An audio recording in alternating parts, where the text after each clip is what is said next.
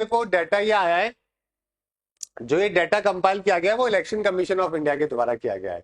उनका ये कहना है कि लोकसभा इलेक्शन के अंदर ऑन एन एवरेज एक कैंडिडेट के द्वारा मात्र 57 लाख रुपीस है जो कि खर्च करे गए, जो कि उनके लिमिट से बहुत नीचे है। तो अब आपको भी पता है, मुझे भी पता है, सबको पता है, इलेक्शन कमीशन को भी पता है कि करोड़ों रुपए जो कि एक कैंडिडेट लगाता है अपने एक विधानसभा, लोकसभा या फिर आपके यूनिवर्सिटी इलेक्शन के अंदर भी।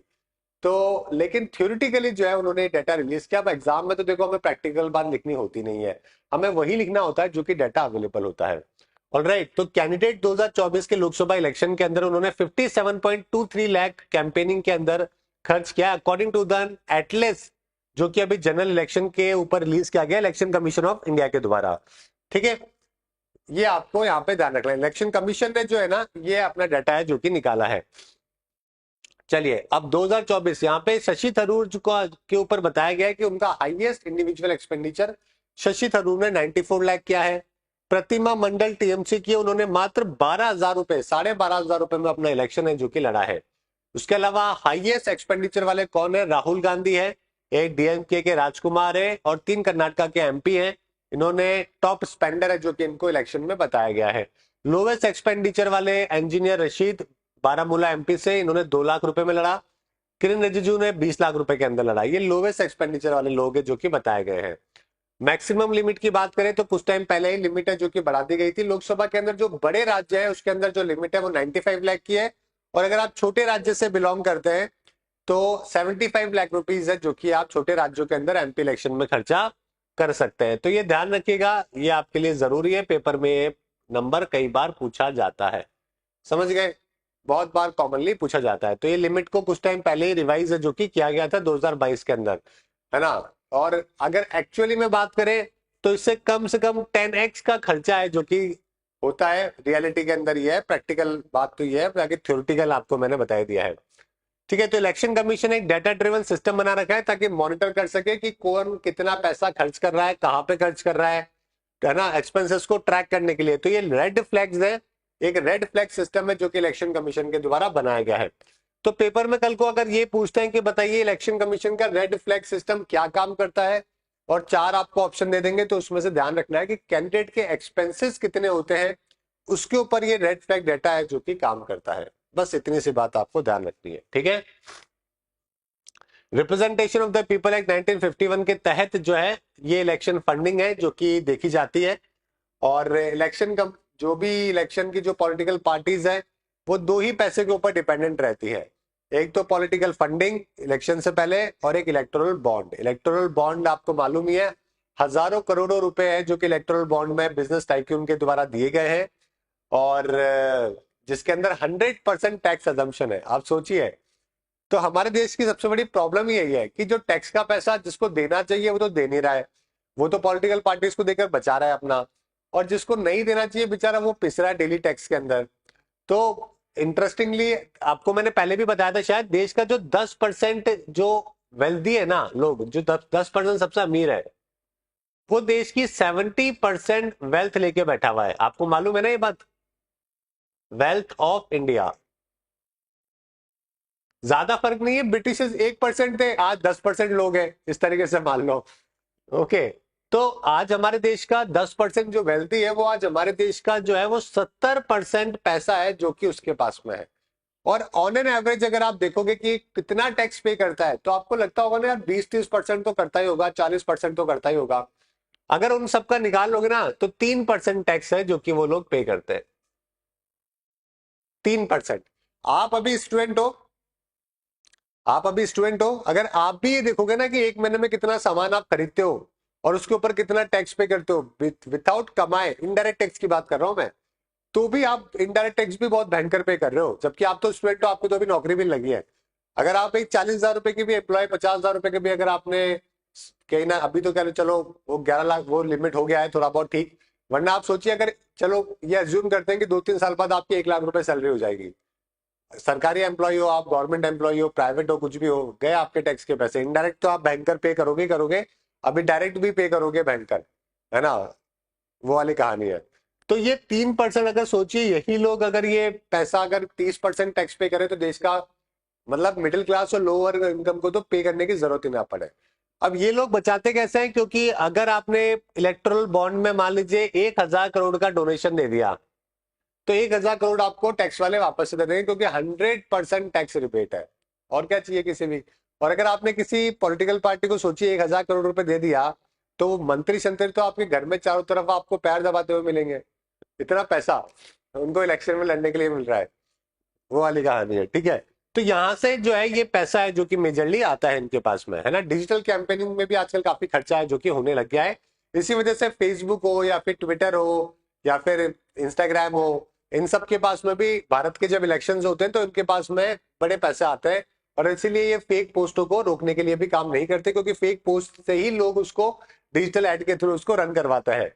तो इसीलिए वहां पे भी उनका रेवेन्यू जनरेशन बहुत अच्छा होता है। ऑलराइट, ग्लोबल स्पेंडिंग की बात करें तो हमारा जो इलेक्शन होता है दुनिया के वन ऑफ द सबसे ज्यादा एक्सपेंसेस ओरिएंटेड इलेक्शन है जो कि हमारे देश में होता है ना। तो डिजिटल कैंपेन तो नेक्स्ट लेवल के ऊपर है जो कि इंडिया के पहुंच चुके हैं। आगे बात करते हैं पेज नंबर 5 पे। यहाँ पे जो पॉइंट ऑफ डिस्कशन है वो इलेक्शन कमीशन को लेकर है। ऑलराइट, तो सुप्रीम कोर्ट अभी एक एप्लीकेशन प्ली है जो कि अभी उसने एक्सेप्ट कर लिया इलेक्शन कमीशन ऑफ इंडिया के अपॉइंटमेंट को लेकर। ऑलराइट, सीईसी के अपॉइंटमेंट को लेकर एक बार पहले समझ लेते हैं इसको। तो अभी क्या है, यूनियन गवर्नमेंट डोमिनेंट रोल है जो कि प्ले करती है किसके अंदर, चीफ इलेक्शन कमीशन और इलेक्शन कमीशन के अपॉइंटमेंट के अंदर। समझ गए, आप सबको मालूम ही है कि चीफ इलेक्शन कमीशन या फिर इलेक्शन कमीशन, इसके मेजर जो रोल है इनका, इनके फॉर्मेशन के अंदर वो गवर्नमेंट ही प्ले करती है ना। आज के टाइम पे राजीव कुमार जी 2022 के टाइम पे जो है वो चीफ इलेक्शन कमिश्नर है जो कि बनाए गए थे, है ना। मैं लिख देता हूं, Rajiv Kumar chief election commission. Tenure इनका या तो 6 साल का होगा या फिर 65 ईयर, जो भी पहले हो जाए। समझ गए, अपॉइंटमेंट किसके द्वारा, प्रेसिडेंट के द्वारा इनका अपॉइंटमेंट है जो कि किया जाता है ना। और सबसे पहले कौन बने थे, सुकुमार सेन है जो कि सबसे पहले प्रेसिडेंट है जो कि बने थे, है ना। इनके नीचे इलेक्शन कमीशन ऑफ इंडिया होते हैं, उनके नीचे deputy election commission of India होते हैं। इनकी आज के टाइम पे जो सैलरी है वो 2.5 लाख रुपए है जो कि मानी जाती है। अभी जब नया वेतन आयोग लगेगा तो वो काफी बढ़ जाएगी, 3 साढ़े 3 लाख के आसपास हो जाएगी। ठीक है, चलिए। ऑलराइट, और हमारे यहाँ पे जो नेशनल वोटर्स डे हम लोग मनाते हैं वो क्यों मनाते हैं, क्योंकि नेशनल वोटर्स डे यानी कि 25 जनवरी को इलेक्शन कमीशन का फॉर्मेशन है जो कि हुआ था, है ना। तो राजीव कुमार हो गए दो जो हमारे यहाँ पे इलेक्शन कमिश्नर है, एक का नाम तो सुखबीर जी है, सुखबीर सिंह संधू है, और एक का नाम गणेश कुमार है। तो दो हमारे यहाँ पे इलेक्शन कमिश्नर है और एक हमारे यहाँ पे चीफ इलेक्शन कमिश्नर है। चीफ इलेक्शन कमिश्नर को हटाने के लिए आपको उसी तरीके से काम करना पड़ेगा पार्लियामेंट में जाके। लेकिन अगर इलेक्शन कमीशन को हटाना है तो उसके लिए कोई ज्यादा प्रॉब्लम नहीं है, माथाफोड़ी नहीं करनी पड़ेगी। इलेक्शन कमिश्नर अगर प्रेसिडेंट, चीफ इलेक्शन कमिश्नर अगर प्रेसिडेंट को कंप्लेन करते हैं तो उनको हटाया जा सकता है। उसके लिए पार्लियामेंट में जाने की कोई जरूरत किसी प्रकार की नहीं है। ऑलराइट, ठीक है। और कॉन्स्टिट्यूशनल पावर है जो कि इनके पास में आपको देखने को मिलती है ना। ठीक है, चलिए, तो ये तो हो ही गया। अब यहाँ पे ये 18 फरवरी को अभी 2026 के अंदर है जो कि अगले साल है, जो कि रिटायर होने वाले हैं। या हो सकता है कि इंक्यूबेंट सीज राजीव कुमार रिटायरमेंट 18 हो, तो ये 18 फरवरी को रिटायर होने वाले हैं। 65 एज हो गई होगी, 6 साल या फिर 65 ईयर। वैसे खैर 2022 में अपॉइंटमेंट हुआ था तो 6 साल तो हुए नहीं है खैर, तो 65 वाली एज पूरी करने वाले होंगे, इसकी वजह से इनका रिटायरमेंट है जो कि होने वाला होगा, है ना। चलिए, ठीक है। तो इसके अंदर एक केस बहुत फेमस है, अनूप बरनवाल केस, 2023 के अंदर ही हुआ था। तो इसके अंदर सुप्रीम कोर्ट के कॉन्स्टिट्यूशन बेंच का जजमेंट है जो कि आया था, है ना। जिसके अंदर अब क्या है कि पार्लियामेंट क्या करती है कि पार्लियामेंट ने जो लॉ बना रखा है उसके अकॉर्डिंगली गवर्नमेंट के पास ज्यादा पावर होती है कि वो इलेक्शन कमिश्नर को अपॉइंटमेंट, जो कमिटी बनती है ना, मतलब उस कमिटी के अंदर ऑब्वियसली 3:2 है जो कि हो जाता है। तो नए लॉ के अंदर सेंट्रल गवर्नमेंट के पास में मोर कंट्रोल है अपॉइंटमेंट प्रोसीजर का, इलेक्शन कमिश्नर का। तो इसलिए इलेक्शन कमिश्नर की जो इंडिपेंडेंस है वो खत्म हो जाती है। तो सबको मालूम भी है इलेक्शन कमिश्नर भी आज के टाइम पे पपेट के तौर पे जो कि काम करता है, बिल्कुल एकदम पहले ऐसा नहीं है कि पहले नहीं करता था, पहले भी करता था, लेकिन अभी एकदम एक्सपोज हो चुका है। पहले तो क्या था, पर्दे के पीछे हुआ करता था तो ज्यादा न्यूज में नहीं आया करता था। अभी तो इलेक्शन कमिश्नर मतलब बिल्कुल ही ऐसा लगता है कि बिल्कुल ही बायस वाले नेचर के ऊपर चल रहे हैं। तो सूर्यकांत जी की बेंच ने एश्योर किया था कि कोई भी कंसिक्वेंसेस होंगे अगर हम कुछ भी डिसीजन लेंगे ना, तो वो 18 फरवरी के बाद किसी का अपॉइंटमेंट होगा तो उसके ऊपर भी लागू होगा, तो कोई टेंशन की बात नहीं है। क्वेश्चन ये आता है कि पार्लियामेंट ओवरराइड कर सकती है क्या कॉन्स्टिट्यूशनल बेंच के जजमेंट को? पार्लियामेंट अगर सुप्रीम कोर्ट ने कुछ बना दिया कुछ कानून, और क्या पार्लियामेंट ने नया कानून बना के उसको ओवरराइड कर सकती है क्या? तो देखना ये पड़ेगा कि क्या सुप्रीम कोर्ट के बेसिक स्ट्रक्चर में वो फैसला आता है क्या। और मुझे लगता है कि इलेक्शन कमीशन बहुत इंपॉर्टेंट रोल प्ले करते हैं, तो फिर सुप्रीम कोर्ट इसको बेसिक स्ट्रक्चर के अंदर ही इंक्लूड करेगा। तो सुप्रीम कोर्ट की अथॉरिटी आर्टिकल 141 के तहत आपको देखने को मिलती है। 141 में सारे कोर्ट के ऊपर बाइंडिंग होता है ना। और ठीक है, पार्लियामेंट किसी भी कॉन्स्टिट्यूशनल बेंच के जजमेंट को डाइल्यूट है जो कि नहीं कर सकती है। ऑलराइट, चलिए ठीक है। तो 2023 से पहले देखो कोई बहुत ज्यादा फर्क नहीं है वैसे। खैर, अगर इस केस की मैं रियल वैलिडेशन की बात करूं तो कोई बहुत ज्यादा फर्क नहीं है। जब तक इलेक्शन कमिश्नर ऑफ इंडिया का अपॉइंटमेंट अपोजिशन, जैसे मान लीजिए 3:2 हो, लेकिन 3 कौन से होने चाहिए? अपोजिशन के। जब तक इस तरीके से नहीं होगा ना, तब तक इलेक्शन कमिश्नर ऑफ इंडिया कभी भी पार्शल नहीं हो सकता है, जब तक गवर्नमेंट के द्वारा बनाया जाएगा। पहले भी गवर्नमेंट के द्वारा बनाया जाता था। पहले कानून क्या था कि प्रेसिडेंट अपॉइंट करेंगे, लेकिन किसकी एडवाइस पे? काउंसिल ऑफ मिनिस्टर की एडवाइस पे। अब काउंसिल ऑफ मिनिस्टर कौन होंगे? वो भी गवर्नमेंट के होंगे। अभी ये बोला जा रहा है कि अभी कमिटी जो है उसका अपॉइंटमेंट करती है, तो कमिटी में 3:2 जो है वो भी गवर्नमेंट का ही है। तो फर्क दोनों में कुछ भी नहीं है, बस बात जो है अपॉइंटमेंट को लेकर है। आपके लिए नया क्वेश्चन है जो कि खड़ा हो जाता है। तो पहले इस तरीके से हुआ करता था, ठीक है। अब एक कमिटी है जो कि डोमिनेट करती है रूलिंग पार्टी की तरफ से, वो क्या करती है? इसका फॉर्मेशन है जो कि करती है। समझ गए? तो ये आपसे पेपर के अंदर जो है वो कई बार पूछा जाएगा, तो आपको इसके बारे में ध्यान रखना है, ठीक है।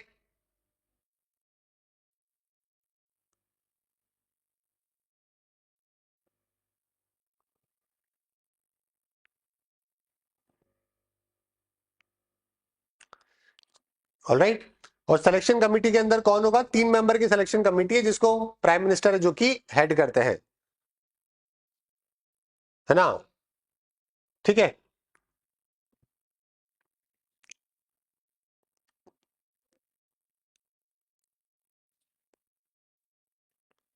बिल्कुल सही है।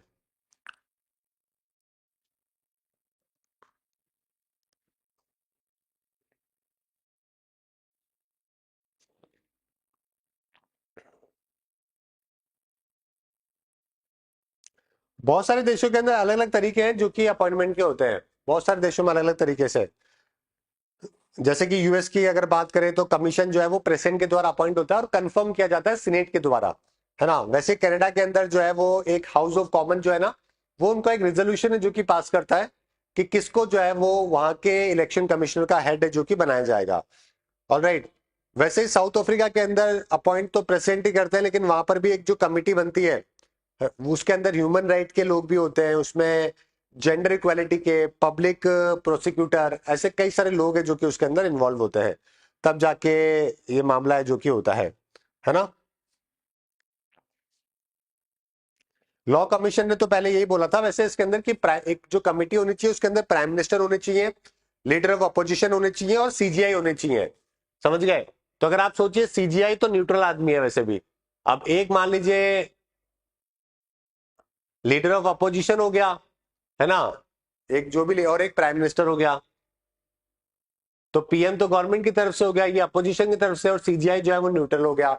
अगर इस तरीके की 3 कमिटी की मेंबर बनती है इलेक्शन कमीशन को अपॉइंट करने के लिए, तो I think this is the best way.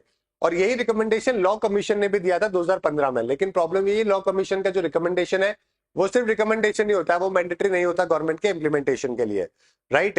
तो सुप्रीम कोर्ट ने 23 जो लास्ट टाइम पे जो सुप्रीम कोर्ट ने 2023 में बोला था, वो भी उन्होंने यही बोला था।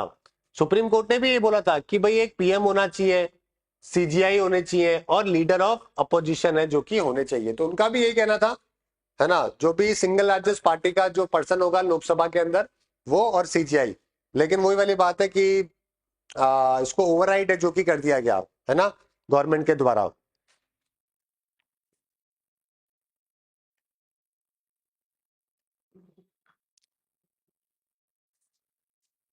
चलो ठीक है, देखते हैं अब ये नेक्स्ट वाले जो जजमेंट होगा उसके अंदर ही डिसाइड हो जाएगा कि किस बिहाफ के ऊपर किस तरीके से जो है वो अपॉइंटमेंट किया जाता है ना। चलिए ठीक है। यूके, यूएस और कनाडा तीनों में एक इंडिपेंडेंट इलेक्शन पैनल है जो कि बनाया जाता है। क्योंकि बहुत इंपॉर्टेंट है, जब तक इलेक्शन कमीशन ऑफ इंडिया बिल्कुल भी जो है इंडिपेंडेंट नहीं होगा ना, तब तक वो राइट इलेक्शन नहीं करवा पाएगा, है ना। और जब तक राइट इलेक्शन नहीं होंगे डेमोक्रेसी नहीं होगी, है ना। ये वाली कहानी जनता